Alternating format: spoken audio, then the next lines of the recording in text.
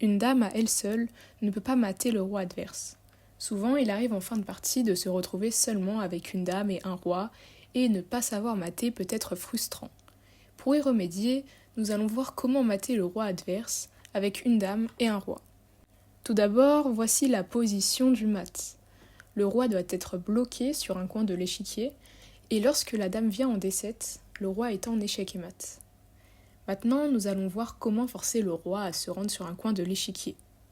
Dans cette position, le roi noir est au centre de l'échiquier. Pour le mater, on doit le pousser sur un bord de l'échiquier. Pour commencer, nous allons le repousser du centre. Par exemple, je peux mettre ma dame en E3 pour contrôler les cases centrales, donc le roi est obligé de partir. Maintenant, on va l'empêcher de retourner au centre avec dame E4. La dame doit toujours se déplacer en cavalier par rapport au roi adverse. On va donc continuer à repousser le roi en gardant cette distance de cavalier. Donc dame D3, dame D4. Le principe, c'est que quand le roi monte d'une case, la dame aussi.